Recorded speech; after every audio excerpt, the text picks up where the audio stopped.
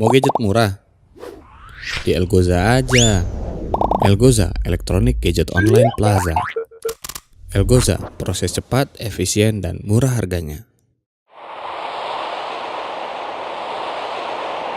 Ammar TV.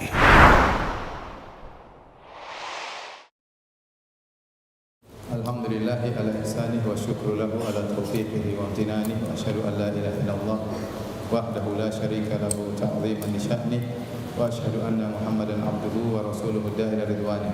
Allahumma salli alaihi wa ala alihi wa ashabihi wa ikhwanih. Hadirin dan hadirat yang dirahmati oleh Allah Subhanahu wa taala.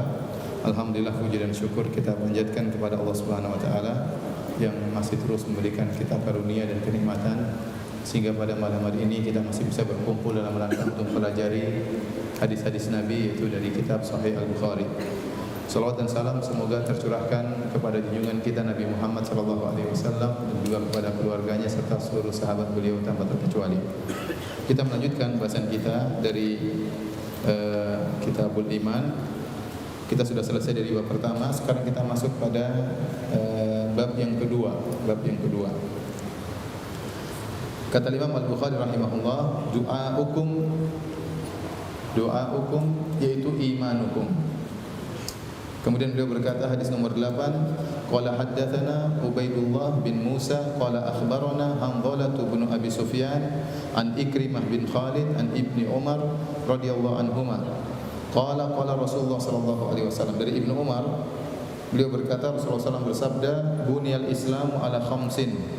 Islam dibangun di atas 5 perkara. Syahadati alla ilaha illallah wa anna Muhammadar Rasulullah. Yang pertama, bersaksi bahwasanya tidak ada sembahan yang berhak disembah kecuali Allah dan bahwasanya Muhammad adalah Rasulullah. Yang kedua, wa iqamis shalah, mendirikan salat. Yang ketiga, wa itaiz zakat, membayar zakat. Yang keempat, wal haji, menunaikan haji. Yang kelima, wa shaumi ramadhana. Pertama, Al-Imam Al-Bukhari membawakan dalil dari perkataan Ibnu Abbas. Ibnu Abbas menafsirkan surat Al-Furqan ayat 77. Qul ma ya'ba'u bikum rabbi laula du'aukum faqad kadzdzabtum. Kata Allah Subhanahu wa taala, katakanlah bahwasanya Rabb kalian tidak mempedulikan kalian kalau bukan karena doa kalian.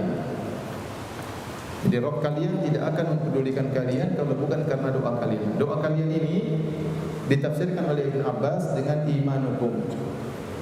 Dan ahli tafsir memiliki 2 pendapat tentang tafsiran doa hukum. Allah tidak mempedulikan kalian, Rabb kalian tidak mempedulikan kalian kalau bukan karena doa kalian. Nah, doa kalian ini ada 2 kemungkinan.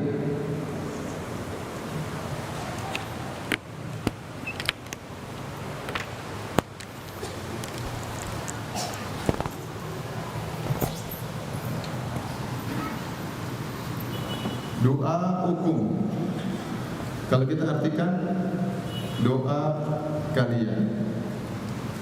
Nah, dalam bahasa Arab ini masdar, namanya masdar. Masdar itu kata benda. Doa kalian. Nah, kalian ini bisa jadi ada 2 kemungkinan. Ada idhofatul masdar ila al-fa'il. Yang kemungkinan kedua, idhofatul masdar ila al-maf'ul bih. Ini pelaku, al-fa'il artinya pelaku, al-maf'ul artinya objek. Allah tidak mempedulikan kalian kalau bukan karena doa kalian, kalau bukan karena doa kalian. Anda melihat tadi surat Al-Furqan ayat berapa tadi? Ayat 77 ya. Doa kalian bisa artinya, kalian ini bisa artinya pelaku, kalian bisa artinya objek. Kalau bukan karena doa yang kalian lakukan. Kemungkinan kedua, kalau bukan karena doanya Allah kepada kalian. Doanya Allah kepada kalian artinya seruan Allah kepada kalian untuk beribadah kepada Allah semata. Berarti kalian di sini menjadi objek. Saya ulangi, ya. Doa kalian bisa dua arti. Ini menurut ahli tafsir. Tafsir pertama, kalian itu maknanya adalah pelaku. Artinya kalau bukan karena doa yang kalian lakukan, itu berarti kalian adalah pelaku doa. Paham? Tetapi kalau tafsiran kedua disandarkan kepada maf'ul bih, kepada objek, berarti doa Allah kepada kalian. Apa maksudnya doa Allah? Doa itu seruan Allah. Seruan Allah kepada kalian, kalian sebagai maf'ul bih, sebagai objek untuk mentauhidkan Allah Subhanahu wa taala. Paham atau tidak? Susah belajar agama ya? Enggak. Jadi ada dua kemungkinan. Paham? Paham. Dua kemungkinan semuanya paham. Kemungkinan pertama apa? Kemungkinan kedua apa? Kemungkinan pertama, kalian ini sebagai apa? Pelaku. Berarti doa yang kalian lakukan. Maksudnya apa? Kalau bukan kalau kalian pernah berdoa kepada Allah, orang-orang musyrikin dahulu, mereka itu dalam kondisi susah, mereka berdoa kepada Allah. Allah berfirman, "Wa idza raqibu fil fulki da'allaha mukhlishina lahuddin. Falamma najahum ilal barri idza hum yusyrikun." Kalau mereka sedang berlabuh di lautan dengan ombak yang besar, mereka berdoa kepada Allah dengan ikhlas. Ternyata orang musyrik, ayat ini berkaitan dengan orang musyrik. Ternyata kata Allah, kalian orang musyrik, kalian itu ternyata dalam kondisi tertentu beriman kepadaku. Kalian berdoa kepadaku waktu dalam kondisi apa? Kondisi genting. Tapi kemudian waktu kalian diselamatkan oleh Allah, kalian berbuat kesyirikan. Makanya Allah mengatakan setelah itu wa qad kadzabtum. Kalian kemudian mendustakan. Ya, ini tafsiran pertama. Tafsiran kedua, ya. Maksudnya kalau bukan Allah menyuruh kalian, doa artinya seruan. Kalau bukan Allah menyuruh kalian untuk mentauhidkannya. Sebagaimana firman Allah, "Wa ma khalaqtul jinna wal insa illa liya'budun." Tidaklah aku menciptakan jin dan manusia kecuali untuk beribadah kepada Allah, mentauhidkan Allah Subhanahu wa taala. Nah, Imam Al-Bukhari mengambil pendapat yang pertama, bahwasanya di pendapat Ibnu Abbas. Qala Ibnu Abbas berkata dalam ayat ini, doaukum yaitu imanukum. Doa kalian adalah iman kalian. Doa kalian pernah berdoa kepada Allah, wahai musyrikin, waktu dalam kondisi apa? Kondisi sulit kalian berdoa. Maksudnya apa? Imam Al-Bukhari ingin menjelaskan bahwasanya amalan termasuk iman. Ini semua muter-muter semua untuk membantah Murji'ah.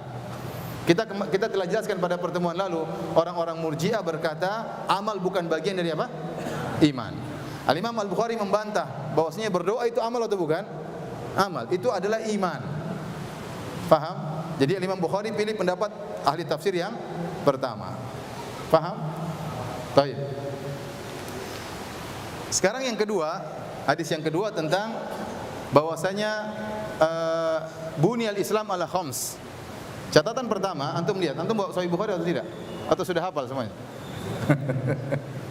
Jadi kata Nabi SAW, bunyal Islam ala khams. Islam dibangun di atas 5 perkara. Yang pertama syahadatain. Yang kedua iqamis salah. Yang ketiga ita'iz zakat. Yang keempat al-hajj. Yang kelima baru shaum Ramadan. Biasanya yang keempat apa? Haji. Yang keempat puasa. Baru yang kelima apa? Haji. Namun dalam riwayat ini, riwayat yang dibawa oleh Imam Al-Bukhari, haji nomor 4. Kemudian puasa baru nomor 5. Ini sang perawi meriwayatkan dengan makna. Sang perawi meriwayatkan dengan makna. Oleh karena dalam Sahih Muslim, Ibnu Umar memprotes, kata dia bukan begitu yang saya dengar dari Nabi. Jadi ada orang yang meriwayatkan dari Ibnu Umar bahwasanya Rasulullah SAW menyebutkan yang keempat haji, yang kelima puasa. Kata Ibnu Umar, bukan begitu saya dengar dari Nabi. Yang saya dengar dari Nabi, yang keempat puasa, baru yang kelima apa? Haji. Jadi yang dalam Sahih Bukhari periwayatan dengan makna, ya. Kalau Al-Quran tidak boleh kita meriwayatkan dengan makna. Harus meriwayatkan dengan apa? Lafal. Kalau hadis, orang yang ahli bahasa Arab dan mengerti ilmu tentang syariat, dia boleh saja meriwayatkan hadis dengan makna. Dan ini dilakukan sampai para ulama sekarang. Terkadang mereka meriwayatkan hadis, kemudian mereka berkata, "Oh kama qala Nabi sallallahu alaihi wasallam," atau sebagaimana sabda Nabi. Dia menyampaikan makna tidak persis lafal yang dibawakan oleh Nabi, tapi mirip dengan yang dibawakan oleh Nabi sallallahu alaihi wasallam. Tapi kalau Al-Quran tidak boleh. Tapi kalau hadis masih ada yang bolehkan, tapi tidak semua orang, harus ada persyaratan baru boleh meriwayatkan hadis dengan makna. Baik. Kenapa jihad tidak disebutkan? Ibnu Hajar menyebutkan dalam Fathul Bari, karena jihad adalah perkara yang tidak mesti selalu ada. Karena jihad bisa disyariatkan, ya, kalau telah terpenuhi persyaratan pada kondisi tertentu, ya, berbeda dengan 5 rukun yang lainnya, 5 rukun Islam. Syahadatain, salat, zakat, puasa, haji ini bisa dilakukan setiap tahun. Bisa dilakukan setiap saat. Setiap tahun ada orang haji, setiap tahun ada orang puasa, setiap hari ada orang salat, setiap tahun ada yang berzakat, setiap hari ada yang syahadatain. Adapun jihad, lihat situasi dan kondisi. Oleh karenanya tidak termasuk dalam apa? Rukun iman, rukun Islam.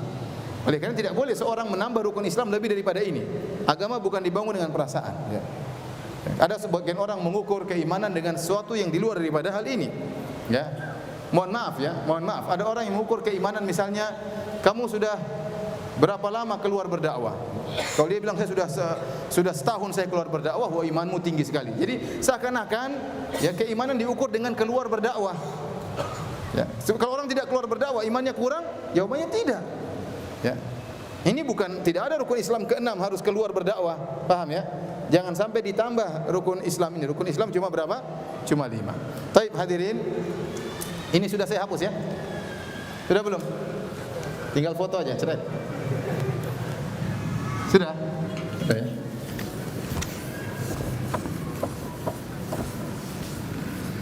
Secara logika namanya, jadi kata Nabi, bunyal Islam ala khams. Jadi Nabi mengibaratkan Islam dengan rumah. Rumah itu dibangun di atas 5 tiang pondasi. 5 tiang pondasi. Jadi seakan-akan ada 5 tiang. 1, 2, 3, 4, 5. Maka dibangunlah Islam di atas 5 tiang ini. Seakan-akan rumah yang dibangun di atas 5 tiang ini. Nah, sebagian ulama yang berpendapat kalau satu tiang jatuh harusnya rumah itu tersebut jatuh. Namun dibantah oleh para ulama yang lain, tidak mesti demikian. Ada tiang yang paling utama, yaitu tiang, ya kalau kita bangun kemah ya, intinya ada tiang yang paling tinggi. Tiang itu jangan sampai apa? Rubuh. Kata para ulama, inilah tiang disebut dengan syahadatain. Kalau ini rubuh rumahnya hancur semua. Paham? Tapi kalau ini rubuh masih ada yang lainnya. Kalau ini rubuh, tiangnya rumahnya masih apa? Masih tegak. Tapi kalau 5-5-nya rubuh, berarti sudah hilang rumah tersebut. Paham? Para ulama sepakat kalau tiang utama syahadatain ini hilang, maka rumah runtuh. Ini sepakat ulama. Sepakat ulama. Kalau syahadatain hilang, seorang terjerumus dalam kekufuran, terjerumus dalam kesyirikan, ya, maka rumahnya hancur, Islamnya hilang. Nah, bagaimana dengan yang sisa 4-nya? Salat, zakat, puasa, haji. Ada khilaf yang sangat kuat di kalangan para ulama bagi orang yang meninggalkan salat. Apakah kalau dia meninggalkan salat maka dia jadi kafir sehingga rumah Islamnya hancur secara total? Ada khilaf yang kuat di kalangan para ulama. Anehnya kalau saya perhatikan masalah ini, ada 2 pendapat secara umum. Satu pendapat mengatakan mayoritas ulama berkata bahwasanya meninggalkan salat tidak menjadikan seorang kafir. Pendapat yang kedua mengatakan mayoritas ulama mengatakan meninggalkan salat kafir. Dua-duanya mengaku mayoritas. Dua-duanya mengaku apa? Mayoritas.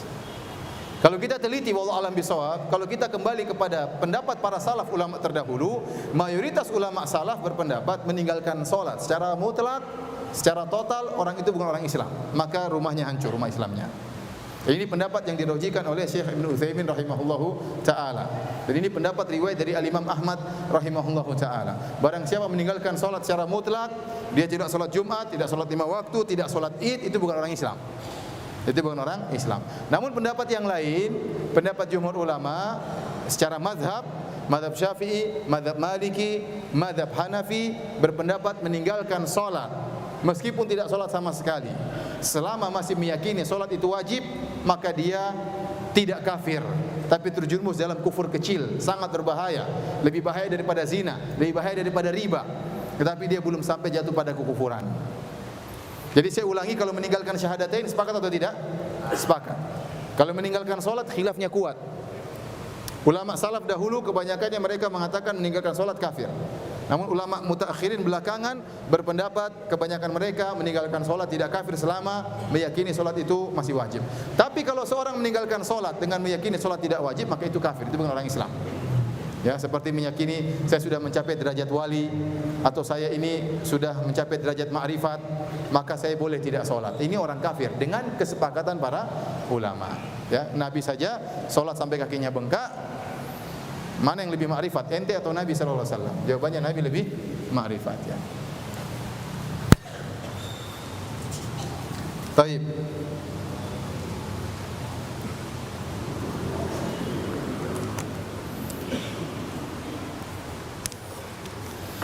Nah, sekarang kita perhatikan di sini, ya.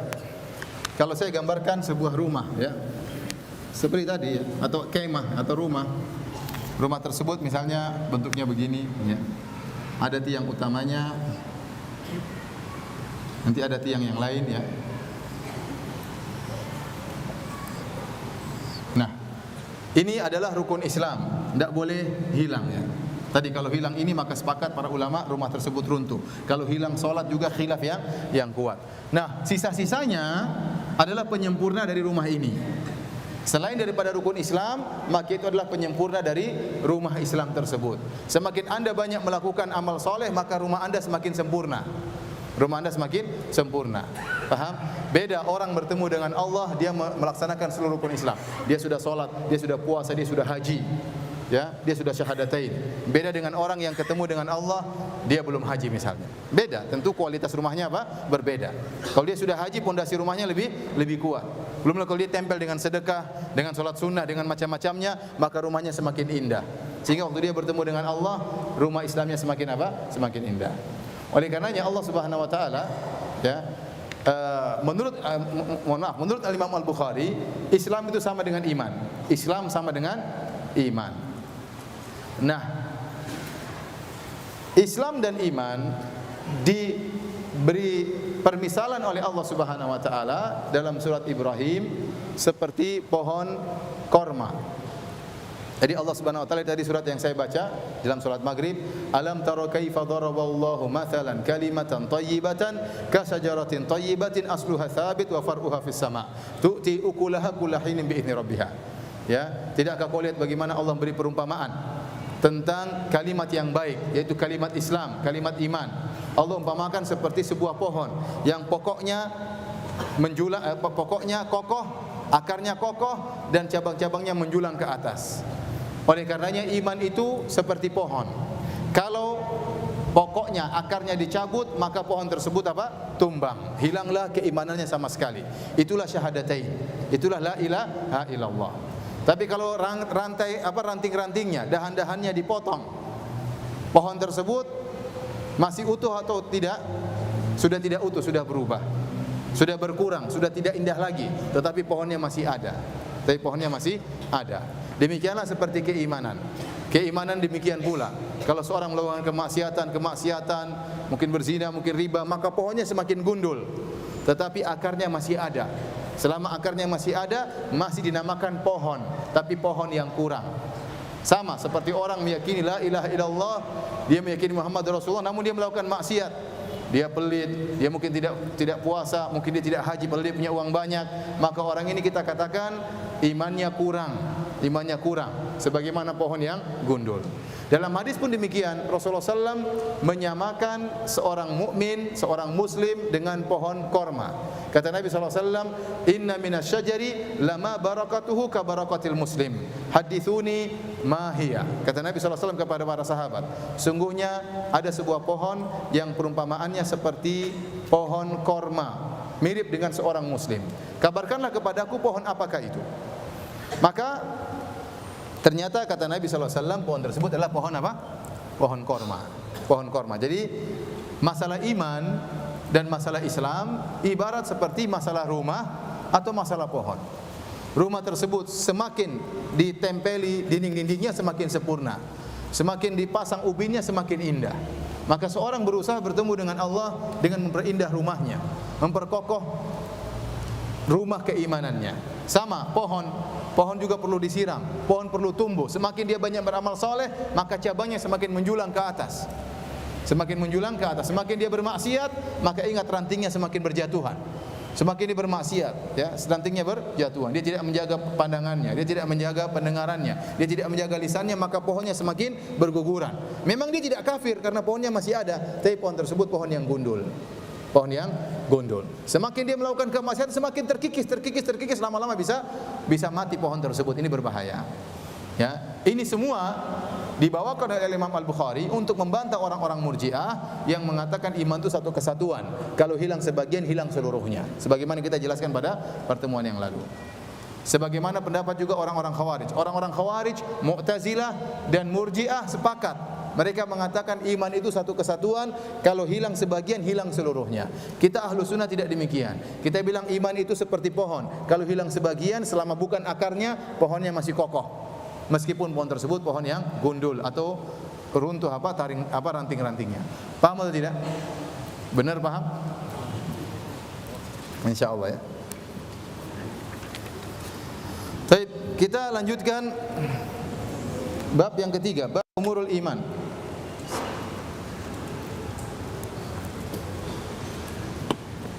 Kata Imam Al-Bukhari rahimahullah, wa qaulillahi ta'ala, umurul iman maksudnya khisalul iman, maksudnya perkara-perkara apa yang termasuk iman. Perkara-perkara apa sih yang termasuk iman? Ini rumah harus kita hiasi. Kita sudah punya 5 ini. Alhamdulillah banyak di antara kita sudah syahadatain, sudah salat, sudah zakat, sudah puasa, sudah haji. Sebagian kita mungkin masih kurang satu apanya? Kurang satu tiangnya. Tapi banyak di antara kita yang sudah lengkap tiangnya. Nah, rumah ini harus dihiasi. Nah, kita menghiasinya dengan iman-iman yang lain. Apa saja perkara-perkara iman? Banyak sekali.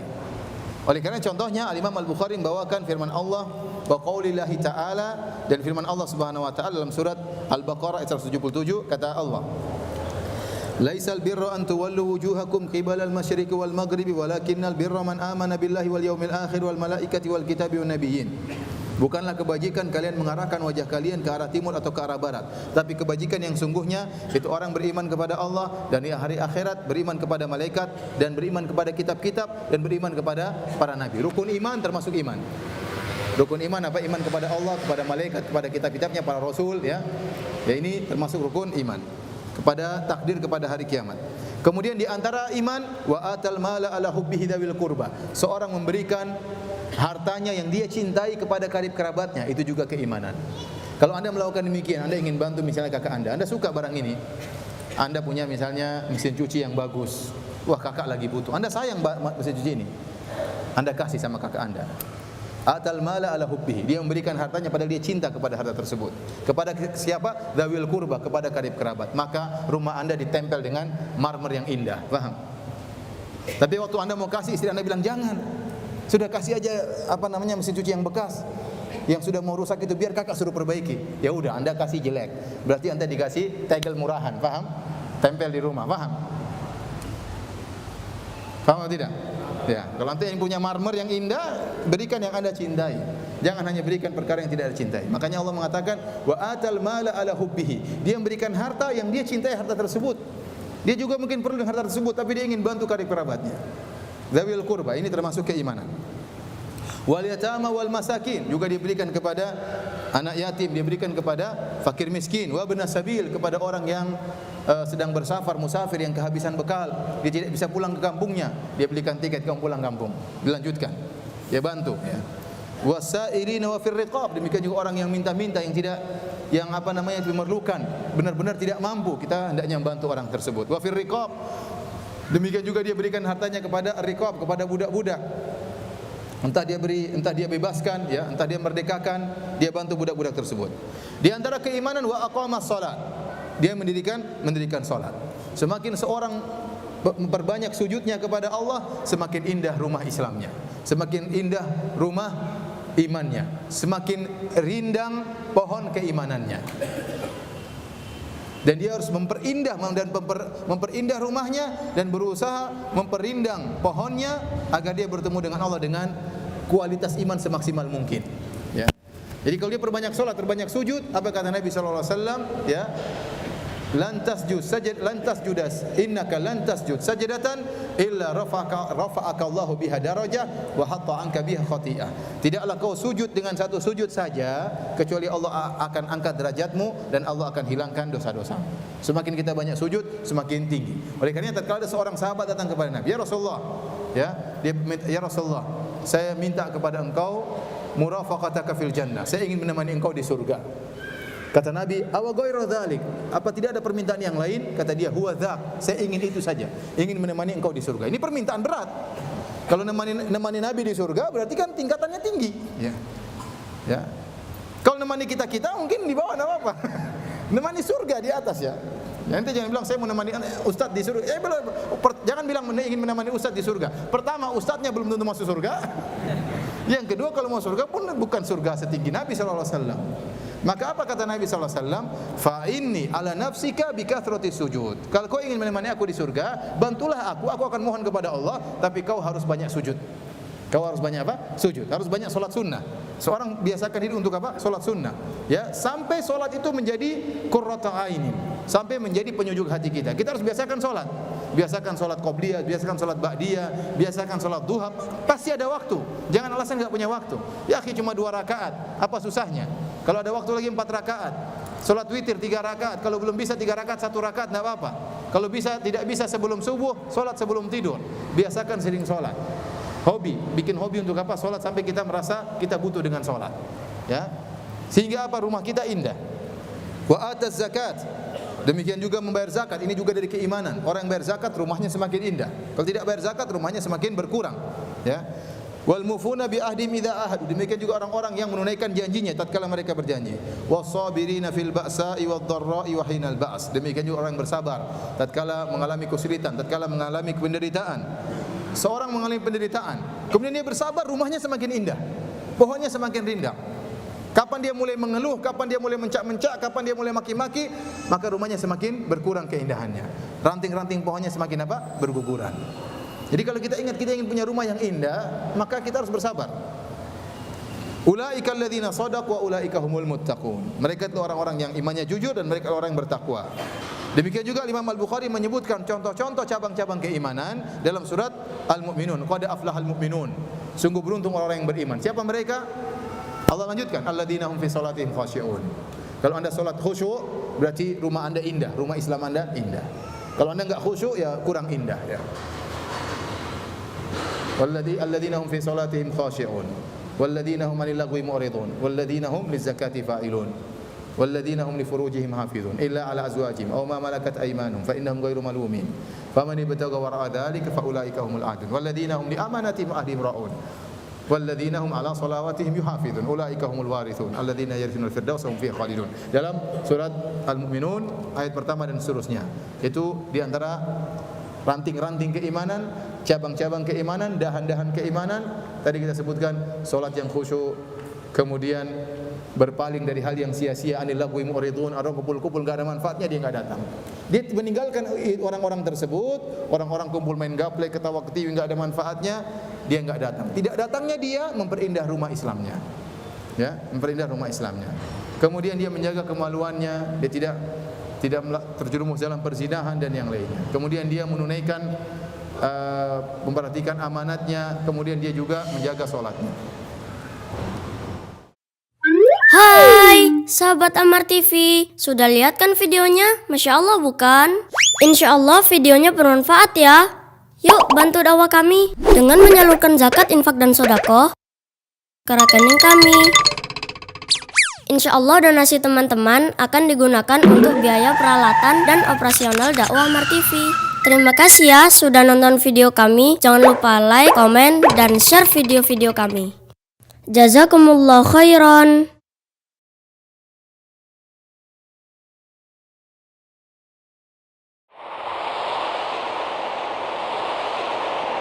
Ammar TV.